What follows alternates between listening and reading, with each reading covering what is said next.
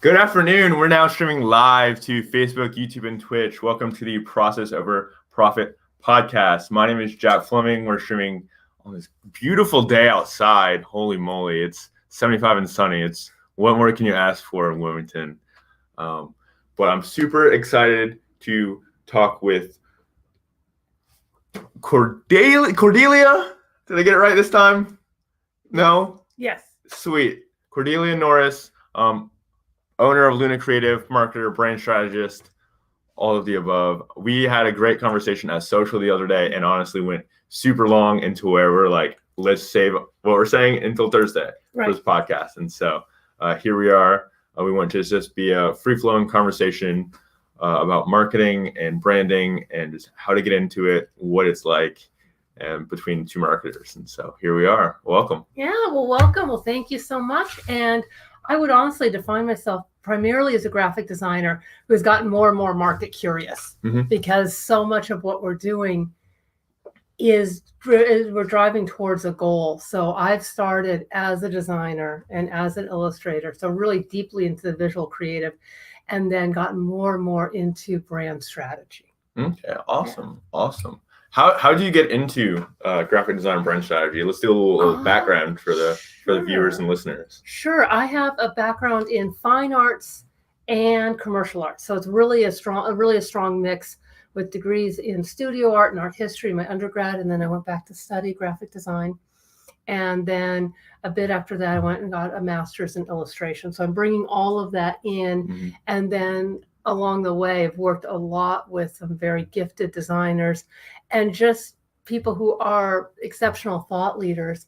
So from them, learning more about the psychology of branding, about the psychology of marketing, and how to help my clients have greater influence in the market through differentiation, through I'm trying to help them uncover their own unique genius and bring that to the fore, because oftentimes, and we struggle with this too individually, it's like, how do we tell that story?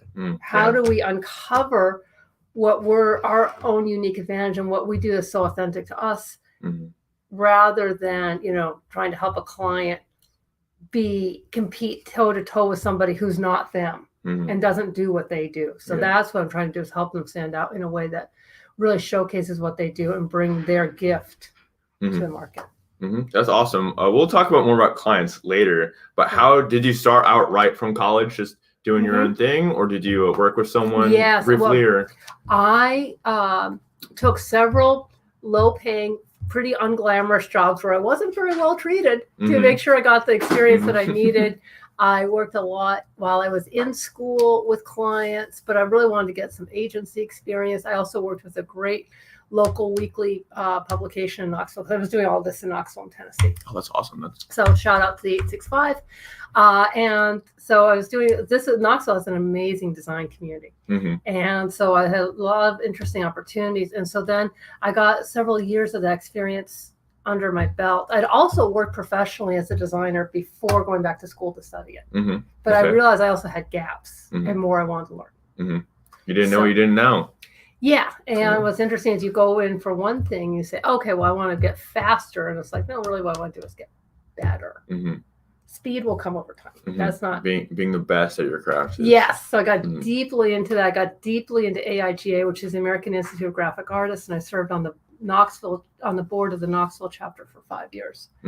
And really, we did a lot of events to help bring the design community together. That's awesome. That's awesome. What do you have any tips for people? I know there's a lot of people out there, college students, even people just trying to do side hustles, who are trying to do freelance jobs or literally just anything right now, because I know a lot of people are struggling to get entry-level jobs because a lot of people are asking for the 7 years of experience, but it's an entry-level job. Like, it's ridiculous. And this has been a trend that's been going on for years. I've seen it accelerate now. 3 years of experience, which of course you don't have because you just got out of school and you've been in school. So, okay, several key things that really helped me connect with your professors. Start is an easy thing to do. You see them all the time. Connect and stay in touch with your professors. Stay in touch with your fellow students. And really, especially the ones who you really admire, or even like, wow, they're so talented, I'm just a little bit jealous, so keep working up your game. But what happens is that we get so focused as creatives on being so good, whereas, and that's critically important, but really what is going to lead those opportunities oftentimes is your network. So really get comfortable with LinkedIn, start to build a network with the people that you know, and then, start to connect the dots on your social media platform of choice. LinkedIn should be part of that, though. And then, in trade associations, which unfortunately we don't have a lot of here. We don't have AIGA. We don't have AdFed or some of the other ones, PRSA. But whatever trade associations you can connect with regionally, and now they're typically doing all their meetings via Zoom. So it makes it a lot easier. I don't have to drive to Raleigh to be part of an AIGA event. I can do it here. That's cool. So that would be my advice. Find out what organizations are within your specialty or the specialty you want to get into, and start connecting. And that can open up a lot of opportunities and create those networks, because that is typically where so many of your opportunities come from. Only about 25, I've read historically, only about 25 positions are ever really advertised. Interesting. And I'm a big believer in meeting people you don't know and hiring them for jobs. I don't believe in necessarily just working within your friends and family network. You're not growing sometimes in the way you need to if you do that. I mean, as an employer, I feel that really strongly, but it's still how people are comfortable working. They want to work with someone who's been vetted. They want to work with someone else, like let's say, Jack, I'm looking for an intern. Do you know someone?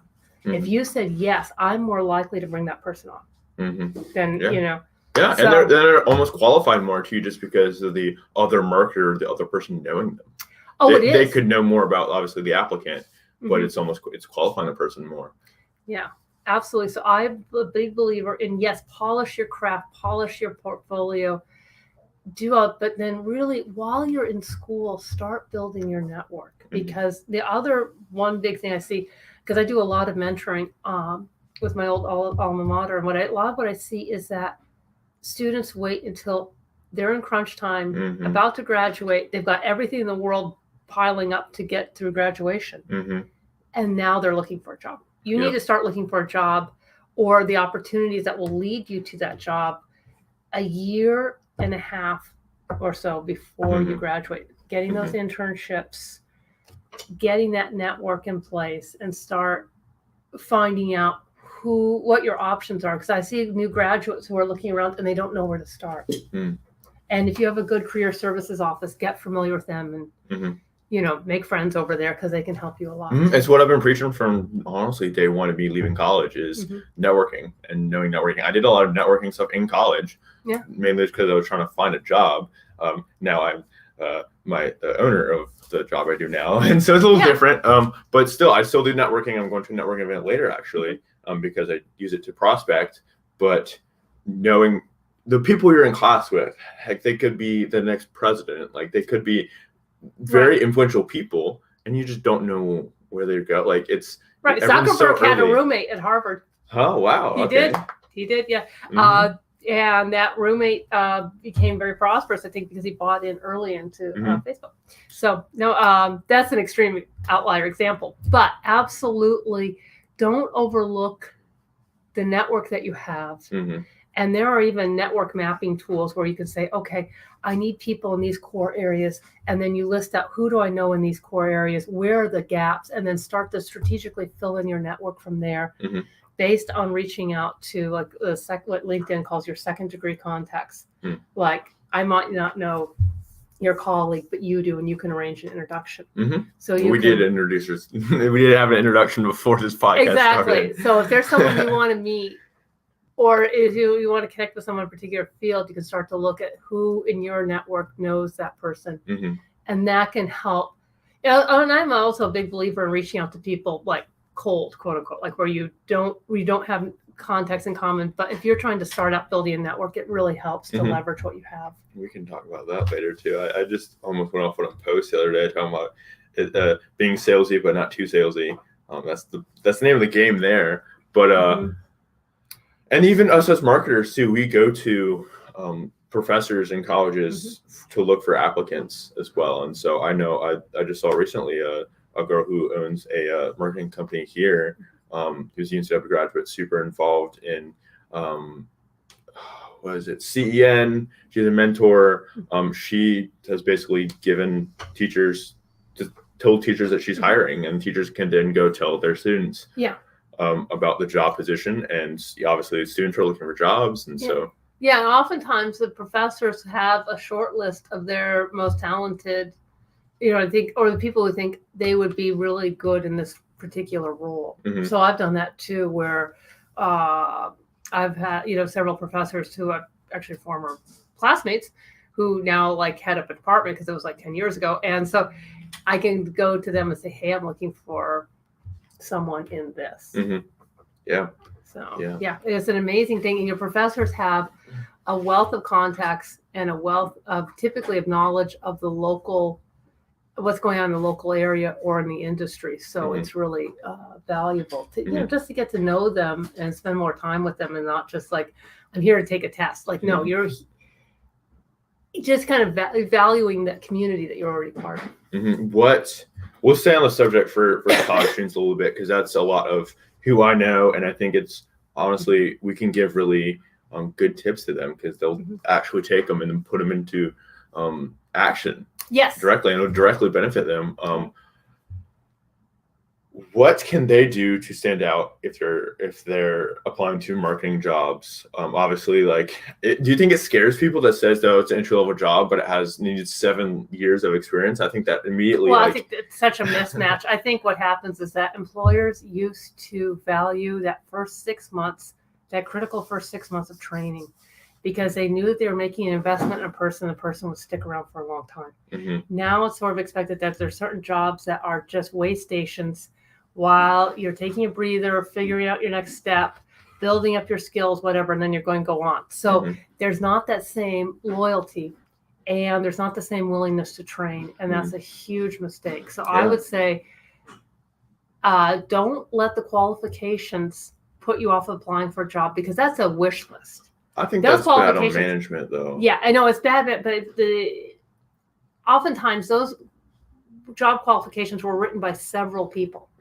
and like there's a wish list. Okay, this team wants this team wants this, and they're trying to find some sort of angel who doesn't actually exist. So I would the entry level job with 12 years of experience. Right. Or that you are a designer and you are a developer, and you do this and you do that, and you're great at video, and those are all different specialties. Usually people have 2 of those, not like 5. So I would say apply for where you think you would be a good fit in terms of the culture. Do your research, start doing your research before, and this is part of the networking piece, but also independently of that, doing your research on what firms or agencies or individuals, who's doing what, and then you can start to see where you'd be a good fit. One of the things I was looking for, and I would even do this more now with any position, is like, where can I make a contribution to the culture? Where is it a good fit naturally? Like, I'm not going to go into some militaristic hierarchical organization where everyone's up at 5 a.m. because that's just like not me. It's not you. Yeah. How can they how can they stand out on paper? Because obviously they're creative, and should they send a portfolio or work with their resume? Like, what are some ways that designers or people trying to get into marketing can? Well, see, I think design is its own specialty. Yes. Well, marketing is the general term. Obviously, we talked about this before, how I do full service, and so I sort of dip my hands in everything. But we were talking about how niching down can help too, and that you know your target a lot better. Niching is extremely important, and so I would say, if you basically, so much of what people are looking for consciously or reacting to without even realizing it is a good story. So if you can help make the case, tell the story of why you're such a good fit, and that can be because it's a particular cause that you're passionate about, you have background in that area, you have that family connection, like the client you were talking about has that family connection. So she's built this company based on that. So showing why you're a good fit, and that means being really targeted. Don't apply, not applying for everything across the board, not scattershotting your resume out, but fewer applications that are targeted, and then tailoring your resume to a specific position, not all of it, but just a few parts to highlight different types of experience or skills you have, and having a good cover letter. I think cover letters are like kind of one of those areas that can really help you stand out. On LinkedIn, you can also highlight certain projects. I have some, yeah. Yeah, and I typically have some on my resume as well from projects we did in school. You can list projects you've done in school that you think would directly fit job applications or positions you're applying for. Right, and you can also, if you're trying to get into a specific area or show like you want to show more experience, you can create a project. And this was a aha moment for me. So I just want to share it because now it's sort of obvious. Like, I could make a project. Well, that's cool. Yeah. You can make a project, or you can find a local organization, nonprofit, a group to work with at a lower, like at a reduced rate. I'm not a huge fan of free work, except in particular circumstances, but you can do reduced cost work to help build up. It needs to be done strategically and in the area you're interested in. So I'll say I'm really interested in conservation issues and environmental issues. I'm all about birds and bees and helping to have a healthy environment for them. So right now I'm working with Cape Fear Audubon and donating branding services to them because I just believe so deeply in what they're doing. But I want to help avoid new graduates getting down that path of just donating everything. Yeah. So do it strategically for things you really believe in that could help advance your cause. We can touch on that though, because I think that's a big debate, is valuing work experience and possibly free work experience versus paid things. I think it probably depends on the employer. I think when you're starting out, you're trying to build, you have this big blank sheet of paper. Yeah, starting with zero. Almost, and you're trying to fill, right. And it can't just all be like, I went to school and I was a member of Key Club. And you have to get that experience somewhere. That 12 years experience you're asking for, you got to get somewhere. Right. So I would include, this is why, one of the things that was very valuable, I was a work study student because I was poor as a little church mouse. So I was a work study student, but all my work study projects, or all the work study jobs I had were in my field. I was a work study student for a corporate, really high-end corporate art collection at Safeco Insurance. I was worked at a really good museum. All of that was experience. I was being paid maybe $6 an hour, but it was a job. I had references. It was experience. So I graduated with 2 years of experience, and that helps. But I got my first job because of a network connection I had. Yeah, so it's all about who you know. That's big tips for college is meet people, keep interacting with your fellow students, interact with your professors, and get involved in local networking. And a huge thing that I almost forgot to mention, I'm glad you mentioned that, is seeing who recent grads are from your program. Professors will mention some of the standouts, but also see, you could look on LinkedIn and kind of see who graduated from your program and connecting with them, because that alumni connection can be really powerful. I think it's an easy LinkedIn connection too. If you see that a fellow alumni is a CMO at a big company or a COO, you can literally just connect with them and be like, hey, we're from the same school, or even if it's like a high school, connect with your high school people too. That's a good point. Not thought of that. I've tried not to think about high school since it happened. Yeah, I've almost successfully blocked maybe it's just I have more some more resources because I went to a nice private boarding school. So we have a few resources that are really cool that we get. We have a alumni network and certain things. So all alumni try to keep pretty that's close. Interesting. Yes, a lot of public high schools do not have that. Yeah. But your privilege is short. Just give you a hard time. But so yes, absolutely take advantage of your networks, and then because what we're talking about fundamentally is tribes. Mm-hmm. We're talking about, and it is easier to form connections. You already have a natural connection and a bond with someone who's part of that tribe, and that tribe can be your school, that tribe can be a trade association, that tribe can be shared experience, that tribe can be a shared industry. So when you're reaching out to someone you don't know, if you have that identifier, we care about the same thing, we've had the same experience. That's a natural way to connect, rather than, I want to sell you a phone system. No one responds to that. Yeah. That's what I get sometimes on LinkedIn though, is I can tell if something's like being salesy. I'm gonna immediately shoot it down. I'll get people who like, oh, we have some mutual connections, I love to chat more. I just see their job title and I'm like, I know what's coming. I know what's coming. And so it's hard for salespeople in that they have to sell, but not make it salesy.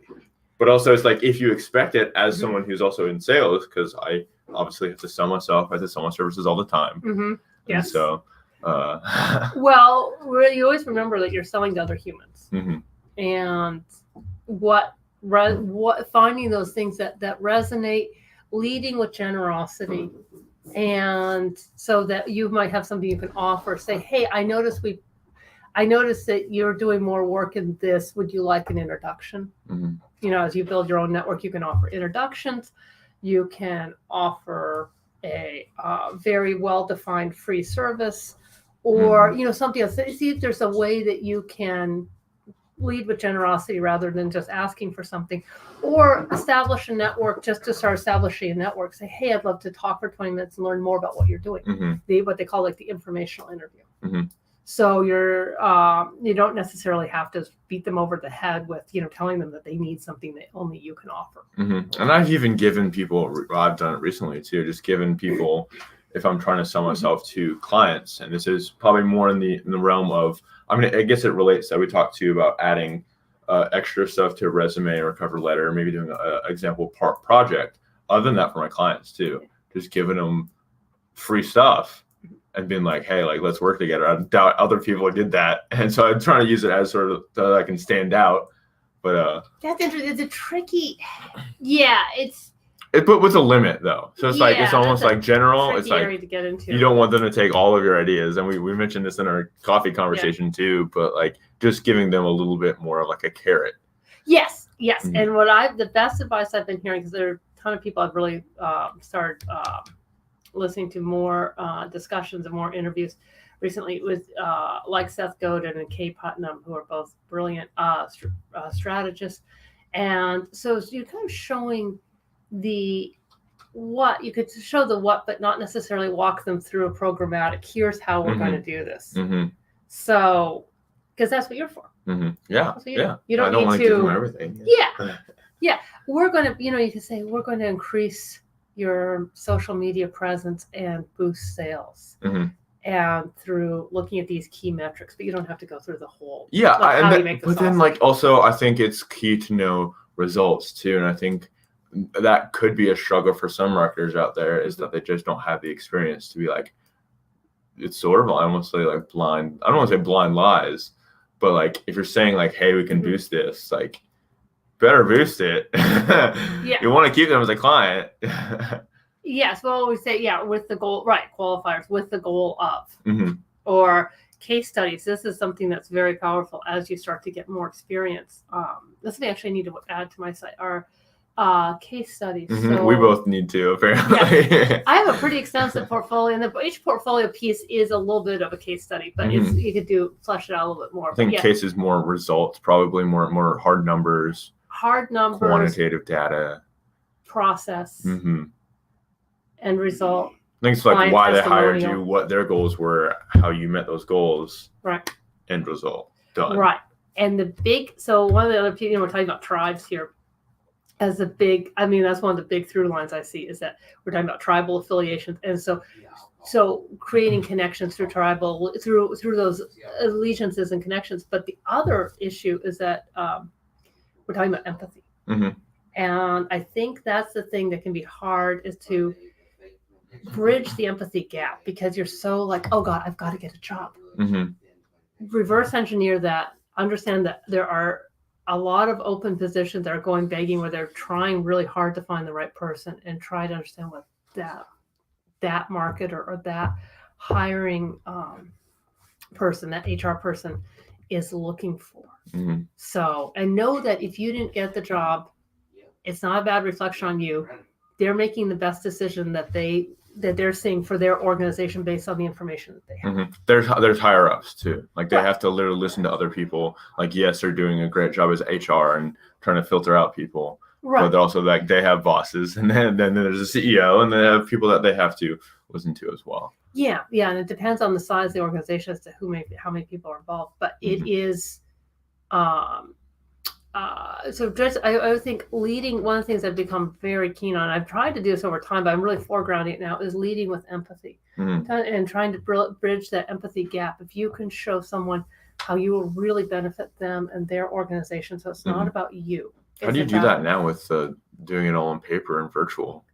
Yeah, I feel like I was pretty good at it with network, going to events in college. Yes. I was the guy who would literally like stand in front of tables because I think tables is a huge barrier. People like maybe it's good that people can walk up and think that there's a barrier and like not necessarily interact with someone, just look around.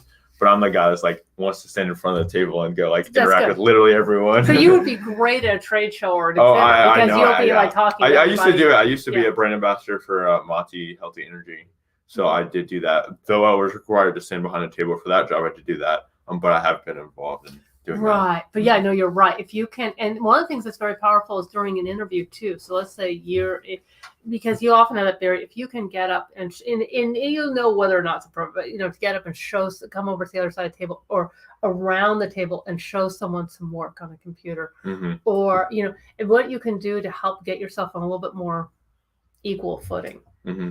So that's a little side note, but basically, I was going to say it's just really try to empathize, and there's always going to be that empathy, what I call the empathy gap. You're not going to be able to read someone else's mind, understand all their experience, their biases, and what's led them to this point. But if you can try to get more inside your ideal audience's mindset, like I work a lot with marketing managers and communications managers, try to understand their day-to-day stresses, what their pain points are, what I'm trying to help them achieve.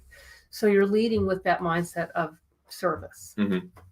We can jump into what we do more of. I know we've mentioned a lot about sales and a lot about networking and people growing in the industry if they're newer per se. But for us, we can go back to sales a little bit. Is how do we sell ourselves to some people?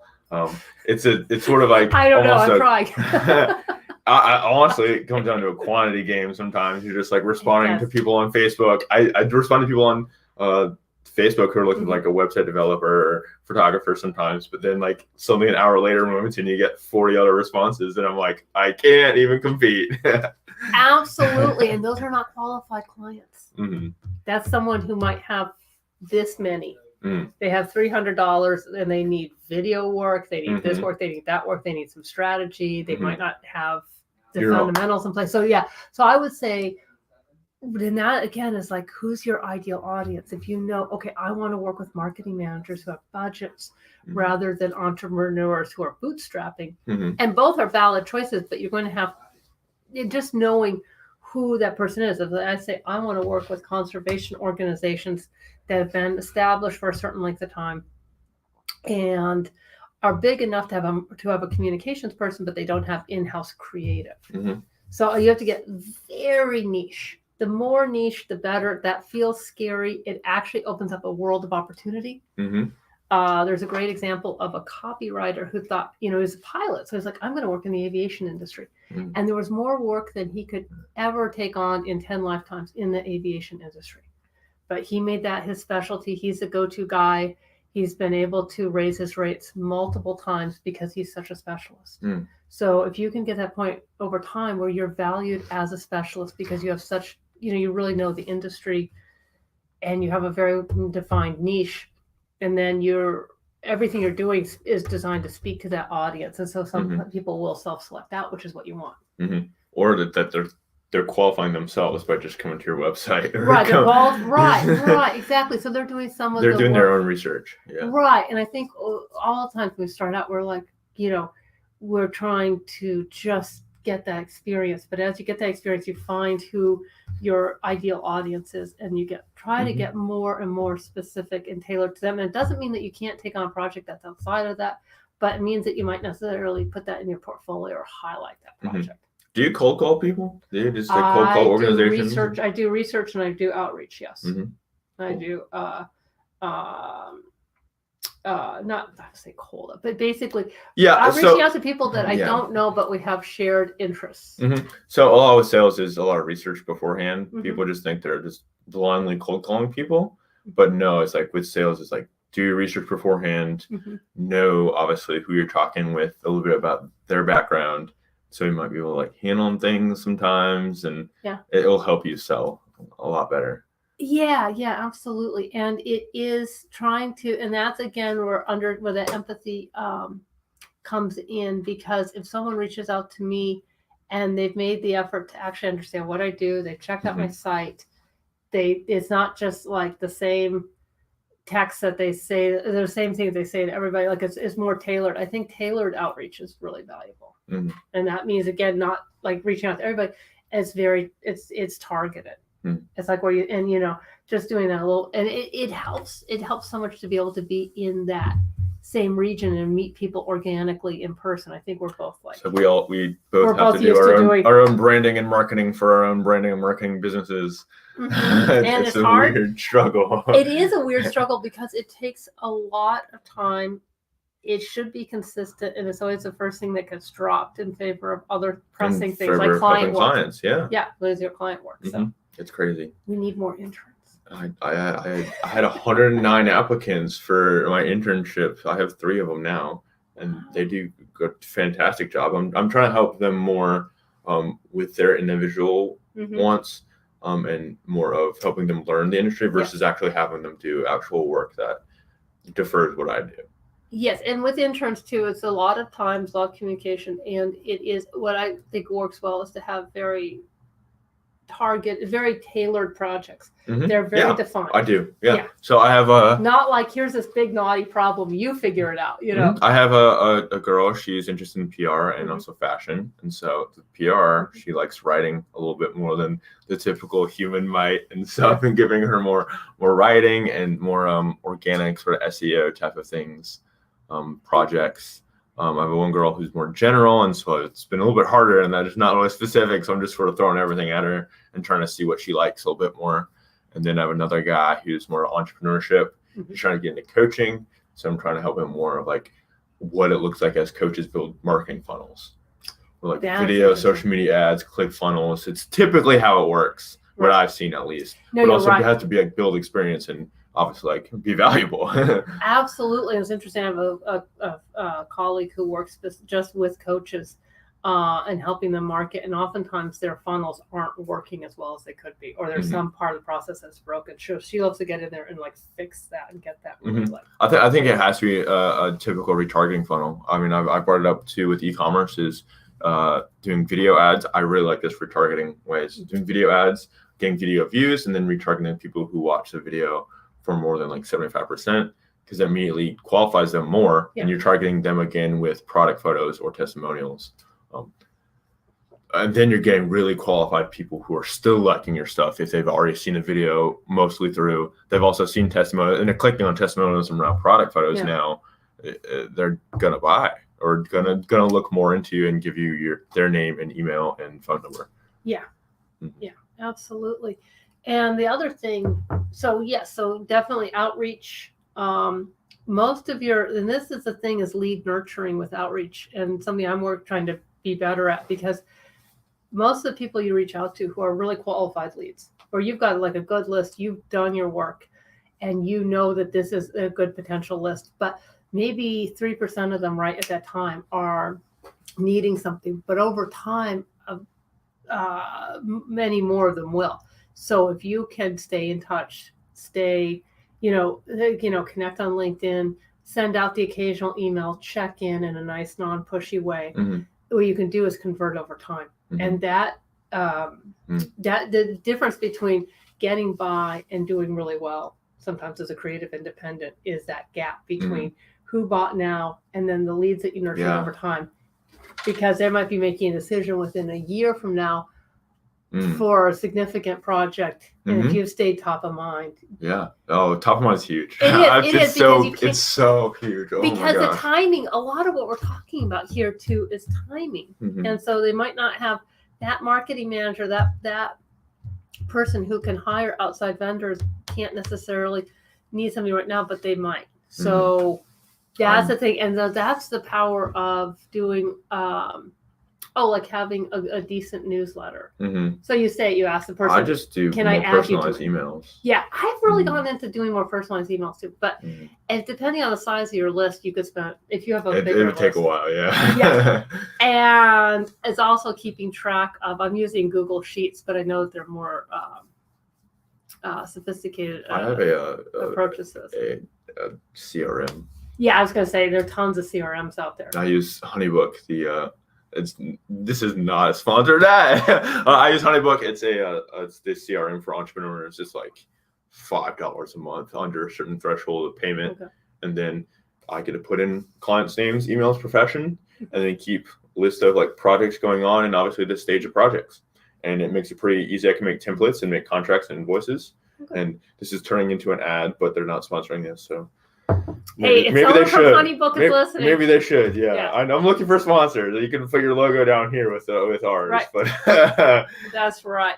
So yeah, I would say, absolutely. Alignable has been highly recommended to me, but it is also like one of those things where you can go in and like customize stuff, and then it seems like just another rabbit hole. Yeah. I'm gonna spend the next month customizing my CRM, and I don't have that time. I had a conversation with a guy about the other day about what streaming platform I use. Or like they use Restream and I use Streamer. And I'm like, I'm pretty sure they do the same thing. I looked into them. They both charge you monthly in Parisha, and they both let you to stream in multiple locations. And so I just picked one. And I originally was using OBS and an on computer software, and it was just running down my computer because I have the whole Adobe suite and my laptop. We talked about that too, is how big applications can really make your computer sound like it's lifting off and about to jet to the moon. Oh yeah, you need like the fans on, and it's like yeah. Mine was continually like that. I don't know how it's just continually hovering off the ground.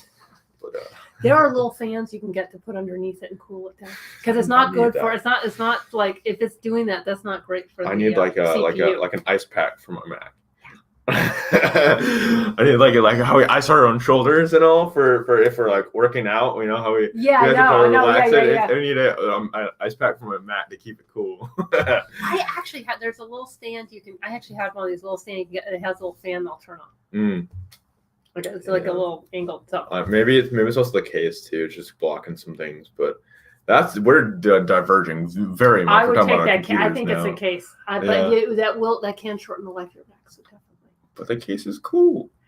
It don't do anything if it's just sitting there. Yes, I know. Yeah, okay. It has stickers on it, and I like my stickers. So, we'll get back to talking about marketing and branding. What's the difference? Obviously, like marketing is, I do some paid advertising, so it's super direct, versus branding and more like graphic design per se, could be not as direct. And as we said, we're trying to get those clients, or for nurturing clients over time, we're trying to get those clients in the future. And so what do you want to say is the difference between marketing and more direct sales and ads versus overtime branding? Well, being someone who does marketing marketing supports sales. Mm-hmm. Marketing is all the materials, touch points, the collateral, everything, your message, your brand story, your message, all the things so a lot of communication pieces that you have in place to help support sales. So if you have like, let's say you have a salesperson out there and she's struggling because she can't point a potential lead to a website. She doesn't have a leave behind, a rack card, a data sheet, anything. Like, it's just her trying to tell the story without anything. So all of those marketing materials are to typically help support sales.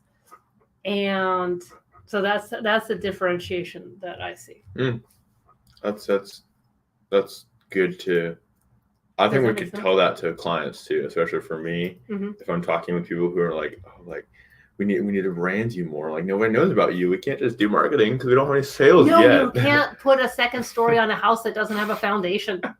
Like Yeah. you can't just And I can't just get it, float like, in the air. Like businesses need to make money. I get it. I'm trying to take money from you to do marketing, and then you're trying to make sales and doing what you're doing too. I get it. But it's also like, I'm trying to have you have clients in 10 years too if the business succeeds.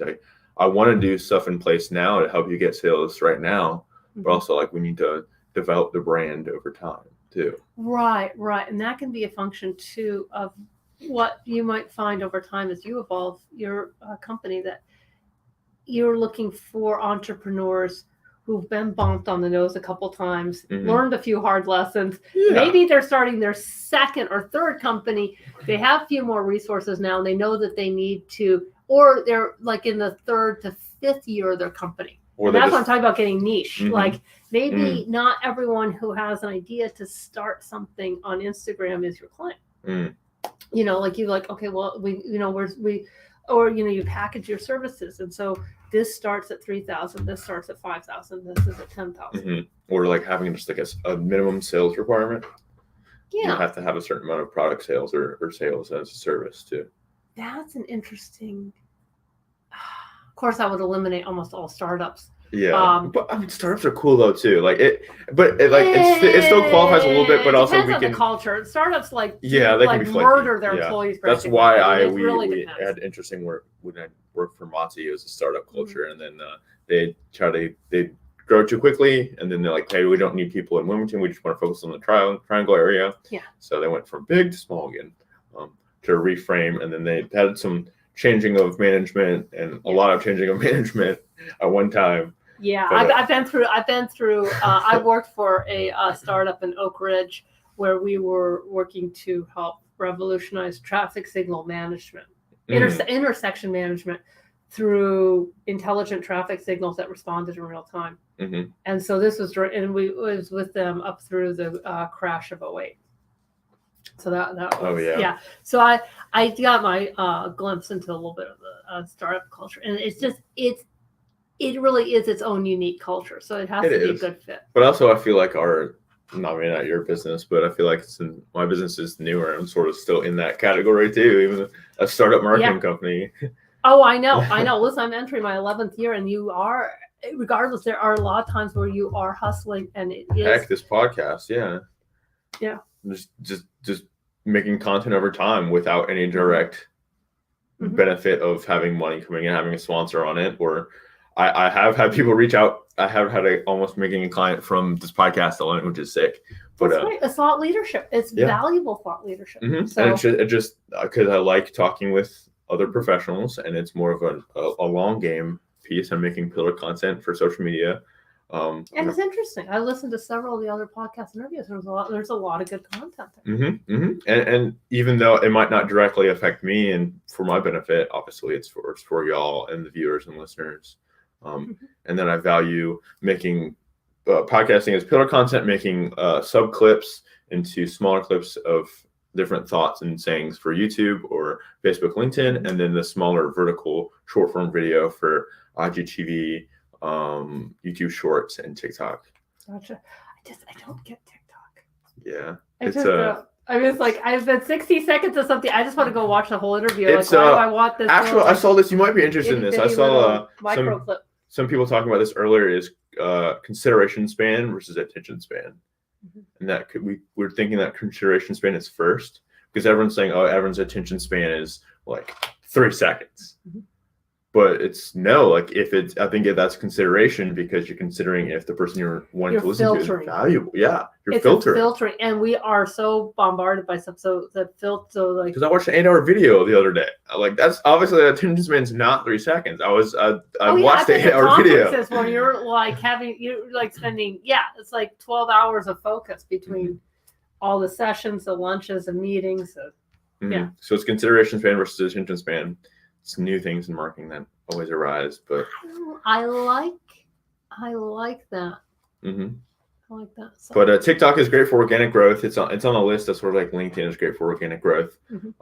But you do also have to know how to make content on TikTok. It's right. What I do on a daily basis is making content for a platform for your consumer. Right. And is your audience on TikTok? I commented on TikTok earlier today about a girl specifically saying to do good marketing, just do Pinterest ads. That's it. I said, hey, great. I do dabble in Pinterest for my business, but also as a guy, I spend zero time on Pinterest outside of business. Like you're immediately losing me as a consumer. So that's why I'm saying, hey, like you gotta be broad, but also like know where your audience is, and you don't necessarily have to be as broad. There are a number of companies who are succeeding locally who aren't on social media at all. Mm-hmm. It's not an absolute essential. It depends on what is relevant for your industry. I work also with clean energy companies, so Twitter and LinkedIn are going to be critical for them. Mm-hmm. They are not on TikTok. They don't need to be on TikTok. Yeah. They don't need to do short little dances or whatever. Like it's not their thing. But it's thought leadership too. People give off tips on like what software should I use as a marketer, my daily routine as a marketer, and so it's quick, ingestible content is basically what it is. Yes, it has come off as it's just famous people dancing, and maybe that's how it grew as a platform. Yes, yeah. But now it's coming into short, valuable content that people can ingest quickly. Okay, well that's good. Yeah, so I just say my only point with this is just to know your target audience and where their target audiences are. Mm-hmm. So, like, let's say I'm working with a clean energy company in the Triangle that is developing solar farms. They're going to be talking about that, on specific platforms or on their site. So just knowing like what's relevant, because I think as marketers or as people who are interested in marketing, it's very easy for us to try to spread ourselves too thin, and you don't have to do that. It's better to do a couple things well rather than try to be everywhere. And this is for clients too. As marketers, I try to keep my marketing literally everywhere because I'm a marketing company. Right, I need to be everywhere. You don't though. You need to know where. I know, but it's a choice. You don't have to. And as you get busier with clients or in terms of management, you might not have that ability or desire. You might say, okay, well, we're getting the most traction on these 2 or 3 platforms, and that's what we need to do. And maybe we'll beef up our email marketing. It just takes time to make content, though. That's probably why it's taking people don't want to focus on it so much, is because they also are working for clients, but making their own marketing and suddenly having to break down this video into a TikTok or making TikTok stuff for my marketing company. Is I literally have to sit down and think of what content is trending or what song is trending and make ideas specifically for that. And it can just take time, and so that's probably why people don't do it as well. Yeah, I think it's one of those things. I think like sales, content marketing is one of those things that gets put, if you don't have enough resources in terms of human resources, in terms of staff, that's the thing that gets pushed. And they're both also their own specialties.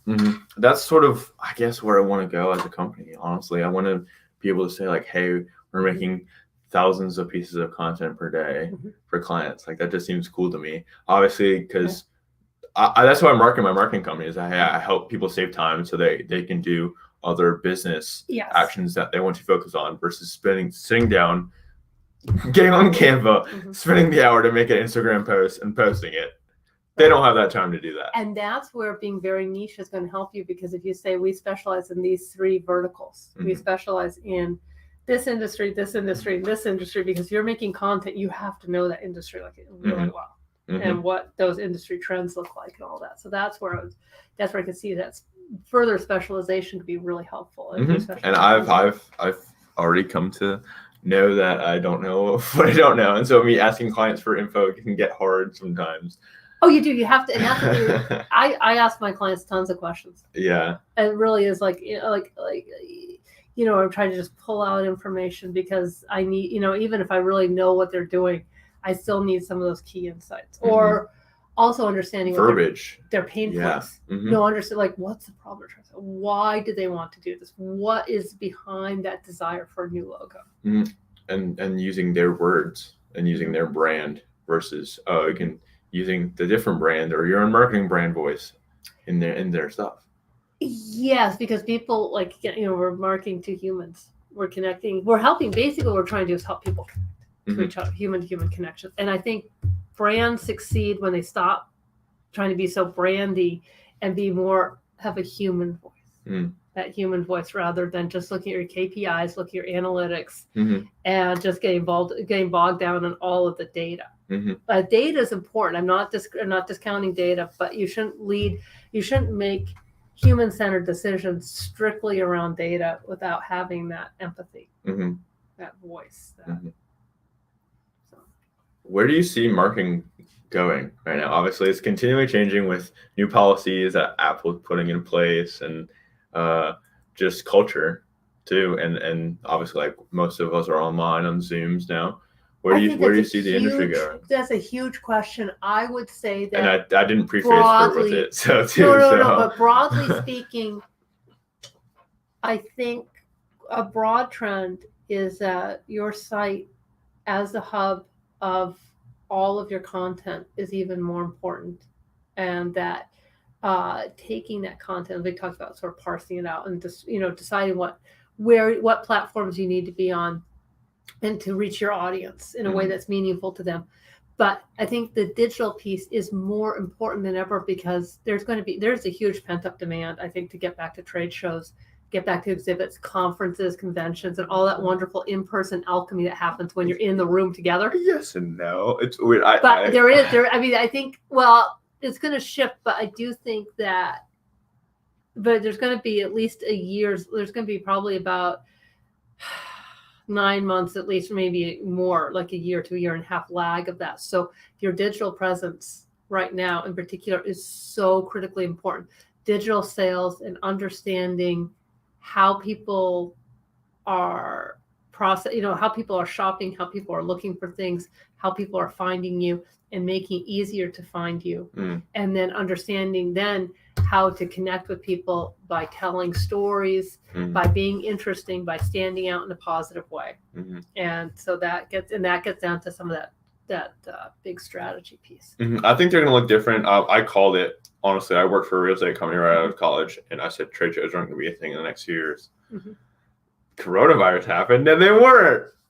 I can call shots now. No, but I think they're going to look different. I think there's somewhat like people who are my age, and obviously like more growing into the professional world, are more adapt to doing their own research without going to a trade show per se. But they might go to one for the personal aspect of just being around people.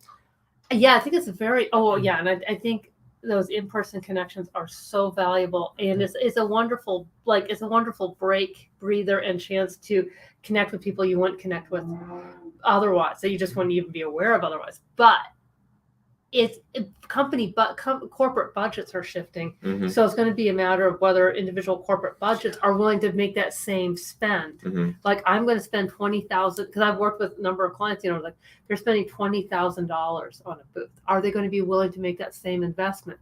Or is it going to be more like, we're going to go walk the trade show floor, we're going to connect, we're going to meet with people, we might lead a plenary session, but we're not going to necessarily make this huge spend, because we continue to make money during the pandemic without doing that. So I think it's a very interesting, and I think it's going to be somewhat industry by industry. So I think the question is, like, what does marketing look like for the regional real estate industry? What does marketing look like for North Carolina's clean energy industry? Like, I think you have to get very specific, because I think the decisions are going to be somewhat different.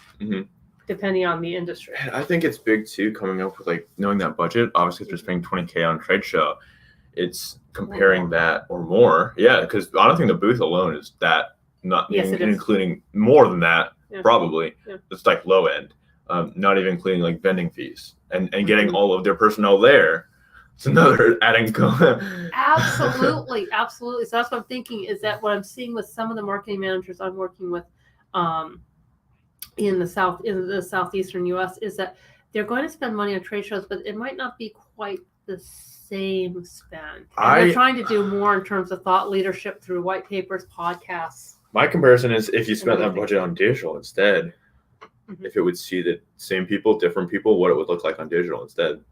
The thing is, once you start, there are certain industry expectations. In certain industries, like, it's expected that you're going to be at IEEE's big show each year, and you do that, and if you stop doing it, the question becomes oh my God, did they go away? Yeah, that's branding. That's not direct, but some people are in it for direct sales. But the direct sales do come from some of those shows, because that's where the lead nurturing, you make new connections, you establish yourself through your trade show presence, and through after parties you host, and through panels you're on, all this different stuff. You have people there doing all these different activities.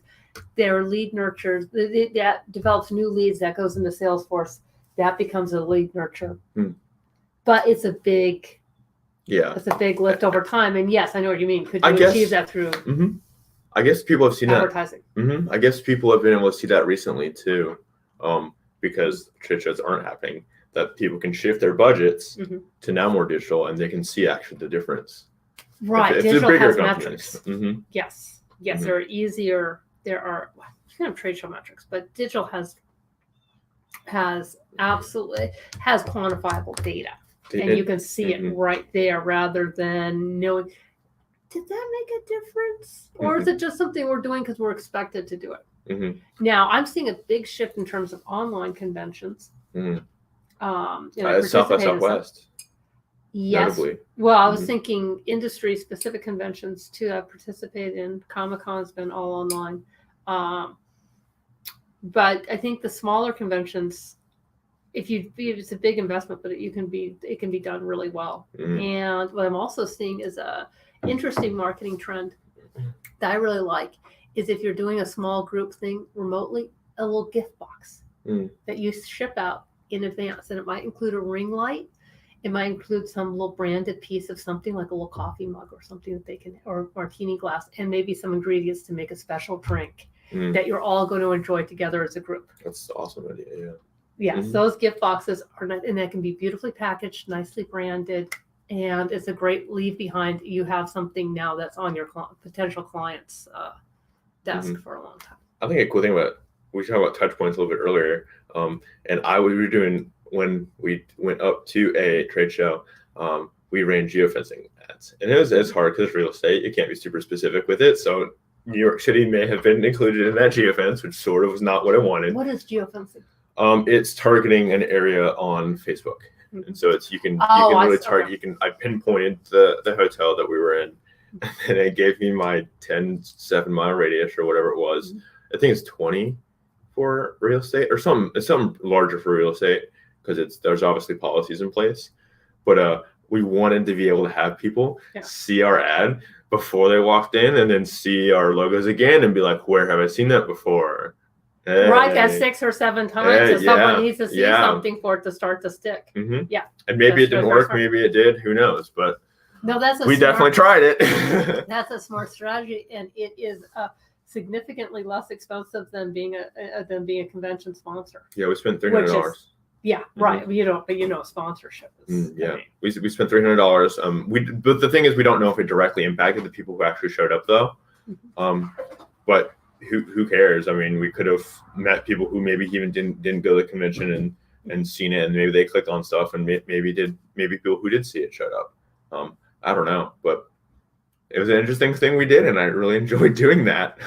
That is really smart. So I think there's going to be that there's an option of having those really smart strategies where you can experiment. And that's the great thing about digital, is that it allows you to do more experimentation with less risk, because it's not thousands of dollars or tens of thousands of dollars. It's a few $100s. Let's see what happens. You mentioned brand story a little bit. Like a question ago, I'm just keep on thinking of like questions and things to bring up, because there's so much marketing value in this room right now. How do we not just sell when you're a business and just have obviously like products, every photo? How do we develop that brand story and with content and because people want to, increasingly really people want to support organizations who align with their values. Like, I'm going to go to Tidal Creek over Whole Foods because I like Tidal Creek is local, better ownership. I think they're doing a lot of things really well. They're not just glossing over the idea of sustainability. They actually did a deep dive on sustainability. They're ocean friendly. They're an ocean friendly establishment. Like, they've done a lot of things very well, and that those values come across, and I want to support those values. So I think your brand story, your founding story, what you're trying to achieve, what your ideals are, what you support, what you stand for. And so, and one of the things that's always it helps define a brand is like what your brand values are, what you stand for. And then, so you're defining that, and then that will resonate with, your core audience, and you can refine that over time, and your vision changes over time. But that is so important, because you're not selling a product so much as people are buying into a belief, a position, a stance, a philosophy that you're advocating, and they're showing their support for that by purchasing a product. That transaction is an end result of having articulated something more meaningful, I think, because I can buy a bracelet from a number of people, but there's a local company called Compass Bracelets, and she's articulated this whole thing, and like the idea is that you give the bracelet to somebody else down the road, and then you can keep track of the story of the bracelet. Yeah. And so it's a fairly innovative idea. And then the story the journey of the bracelet can be tracked online. And so I might buy, there are different woven bracelets I might buy, but I'm buying this because I thought she did a great job of telling her story. So people are supporting, buying something is more than a transaction, like, buying a bottle of ketchup. You might not need to know Heinz brand story, although they are going to make an effort to try to tell you. Yeah. But Budweiser is doing a great job of that. Yes. So you're buying into using humor, using your values, using your positioning to say, we stand for something. We're not for everybody, but we're for you. And if that resonates, you're much more likely to say, okay, yes, I'm going to spend $20 on fill in the blank. So it's a long, so it's having that bigger vision rather than just saying, I have a product. There's a lot that goes into that. Not just a product. We're running out of things to talk about, honestly. We've gone over the hour mark, and so we've definitely given a lot of valuable content. You brought your computer. It's off screen right now. Oh, yeah. Was it for notes, or did you have something specifically you wanted to touch on that you brought it for? I just some notes, and because I like it and I need to have it near me at all times. Close. I do. Both of our laptops are on the desk right now, so we need to have our babies close to us. I just touched it. No, just in case I needed to pull something up, basically. But no, I think we're good. Quick plug for lunacreates.com. I work with mission-driven organizations to help them tell their story and connect with their audience. Awesome. Well, that was how it ended. You obviously seen my podcast before. Yes. Is I let people plug themselves. Yes. So 15-second plug. Yeah, I mean, you can do it longer if you want. Okay. But, no, I'm good. I'm good because we talked. She got it. You know where to find her. Yep. Awesome. Well, thank you so much for sitting down to chat. It was super great to talk with other marketing people. And originally, honestly, I didn't want to do brand dilution and hurt both of our brands by talking, but I don't think it did that. No, it doesn't, because we different areas of focus, different things that we're offering, and no, not at all, because everyone you have your brand vision. I have. Yeah, I'm just new, and I'm sort of keep close eyes on my brand, but yeah. Cool. Well, thanks for tuning in.